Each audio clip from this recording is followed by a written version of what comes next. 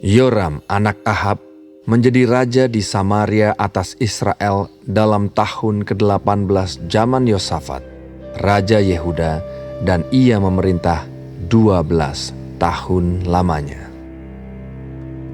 Ia melakukan apa yang jahat di mata Tuhan, tetapi bukan seperti ayahnya dan seperti ibunya.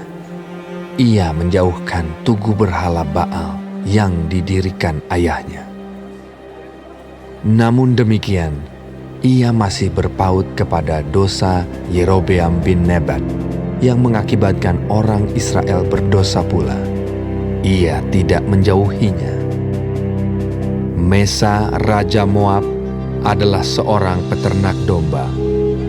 Sebagai upeti, ia membayar kepada raja Israel 100.000 anak domba dan bulu dari 100.000 domba jantan. Tetapi segera sesudah Ahab mati, memberontaklah Raja Moab terhadap Raja Israel. Keluarlah Raja Yoram pada waktu itu dari Samaria, lalu ia memeriksa barisan seluruh orang Israel. Selanjutnya ia menyuruh orang kepada Yosafat, Raja Yehuda, dengan pesan, Raja Moab telah memberontak terhadap aku. Maukah engkau bersama-sama aku berperang melawan Moab? Jawabnya, Aku akan maju. Kita sama-sama, aku dan engkau, rakyatku dan rakyatmu, kudaku dan kudamu. Lagi ia bertanya. Melalui jalan manakah kita akan maju? Jawabnya, Melalui padang gurun Edom. maka berjalanlah Raja Israel dan Raja Yehuda dan Raja Edom. Tetapi sesudah mereka berkeliling 7 hari perjalanan jauhnya, maka tidak terdapat air untuk tentara dan untuk hewan yang mengikuti mereka. Lalu berkatalah Raja Israel, Wahai, Tuhan telah memanggil ketiga raja ini untuk menyerahkan mereka ke dalam tangan Moab. Tetapi bertanyalah Yosafat, Tidak adakah di sini seorang nabi Tuhan, supaya dengan perantarannya kita meminta petunjuk Tuhan?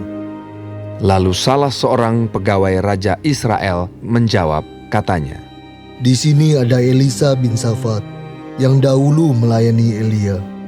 Berkatalah Yosafat. Memang padanya ada firman Tuhan. Sesudah itu pergilah Raja Israel dan Yosafat dan Raja Edom kepada Elisa. Tetapi berkatalah Elisa kepada Raja Israel, Apakah urusanku dengan engkau? Pergilah kepada para nabi ayahmu dan kepada para nabi ibumu. Jawab Raja Israel kepadanya, Jangan begitu, sebab Tuhan memanggil ketiga raja ini untuk menyerahkan mereka ke dalam tangan orang Moab. Berkatalah Elisa, Demi Tuhan semesta alam yang hidup, yang di hadapannya aku menjadi pelayan.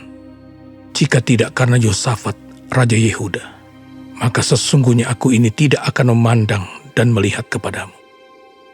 Maka sekarang, jemputlah bagiku seorang pemetik kecapi.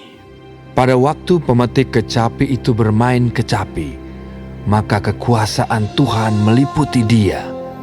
Kemudian berkatalah ia, Beginilah firman Tuhan.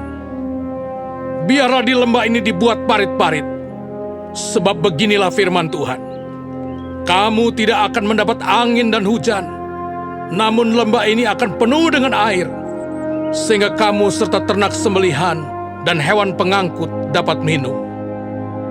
Dan itu pun adalah perkara ringan di mata Tuhan. Juga orang Moab akan diserahkannya ke dalam tanganmu. Kamu akan memusnahkan segala kota yang berkubu dan segala kota pilihan. Kamu akan menumbangkan segala pohon yang baik. Kamu akan menutup segala mata air. Dan kamu akan merusakkan segala ladang yang baik dengan batu-batu.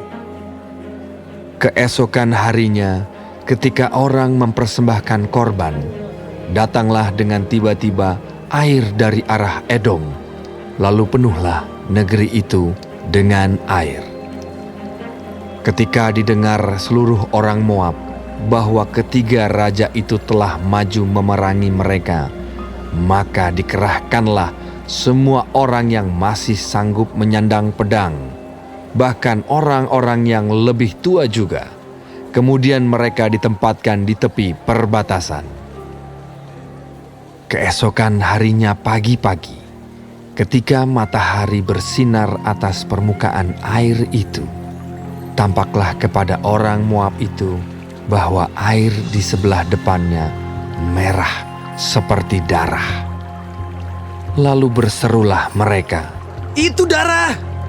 Tentulah raja-raja itu telah berbunuh-bunuhan, yang seorang membunuh yang lain. Maka sekarang, marilah menjarah hai orang-orang Moab.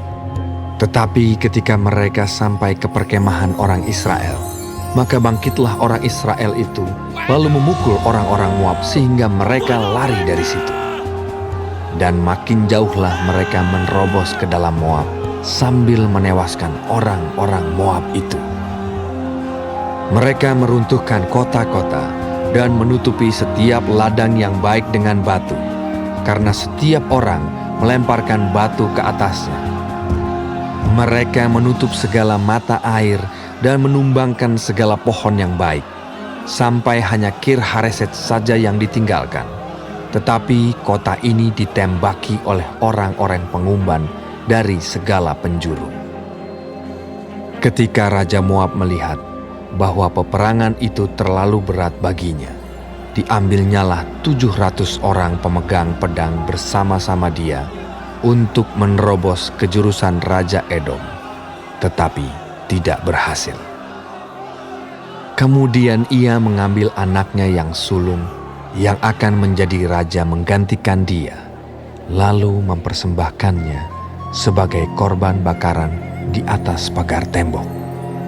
Tetapi kegusaran besar menimpa orang Israel, sehingga mereka berangkat meninggalkan dia dan pulang ke negeri mereka.